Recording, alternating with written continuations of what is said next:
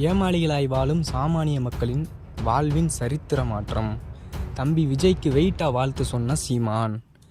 தமிழ் சினிமாவில் உச்ச நடிகரில் ஒருத்தரான நடிகர் விஜய் வசூலில் மன்னனாவே வளர்ந்துட்டு இருக்கிறாரு. பாடல், நடனம், நடிப்பு என அனைத்திலுமே கலைக்கு வந்த விஜய் அரசியலையும் அடியெடுத்து வச்சிருக்கிறாரு. தனது ரசிகர் மன்றத்தின் மூலமாக பல்வேறு நலத்திட்ட உதவிகளை வழங்கி வந்த விஜய் கடந்த சில மாதங்களுக்கு முன்பாக தமிழக வெற்றி கழகம் அப்படின்ற கட்சியை தொடங்கினார். இதனைத் தொடர்ந்து தற்போது நடைபெற்ற மக்களவைத் தேர்தலில் போட்டியிடாத தமிழக வெற்றி கழகம் தலைவர் விஜய் 2026ஆம் ஆண்டு நடைபெற இருக்கிற சட்டமன்ற தேர்தல் தான் நமது இலக்கு அப்படின்னு அறிவிச்சிருக்கிறாரு. இதே போல ஜூலை மாதம் நடைபெற இருக்கிற விக்கிரவாண்டி இடைத்தேர்தலையும் போட்டி போடலை.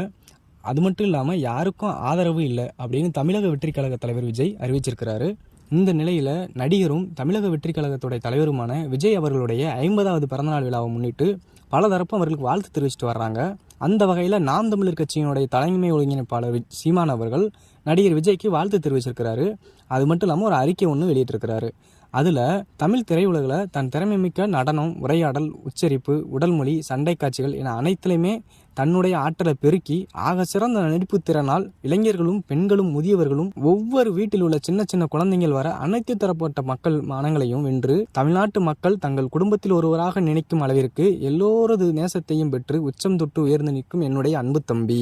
காலங்காலமாய் ஏமாளிகளாய் வாழும் சாமானிய மக்களின் வாழ்வில் சரித்திர மாற்றத்தை கொண்டு வருவதற்காக அரசியலில் அடியெடுத்து வைத்து மக்கள் பணியில் தம்மை ஈடுபடுத்தி வெற்றி கொள்ள முனைந்துள்ள எனதருமை இளவல், எனது அன்பு தளபதி, தமிழக வெற்றி கழகத்தின் தலைவர், என் உயிர் தம்பி விஜய் அவர்களுக்கு நெஞ்சம் நிறைந்த இனிய பிறந்தநாள் நல்வாழ்த்துக்கள் அப்படின்னு குறிப்பிட்டிருக்கிறாரு. இந்த நிலையில கள்ளக்குறிச்சியில கள்ளச்சாராயம் குடி 50க்கும் மேற்பட்டோர் உயிரிழந்த நிலையில தனது பிறந்தநாளை கொண்டாட வேண்டாம் அப்படின்னு கட்சியினருக்கு விஜய் நேற்றே அறிவுறுத்தி இருக்கிறாரு. மேலும் கள்ளச்சாராயத்தில் பாதிக்கப்பட்ட குடும்பங்களுக்கு பாதிக்கப்பட்டவர்களுக்கும் உதவிகளை வழங்குமாறும் நடிகர் விஜய் அவர்கள் வேண்டுகோள் விடுத்திருந்தார் அப்படின்றது குறிப்பிடத்தக்கது.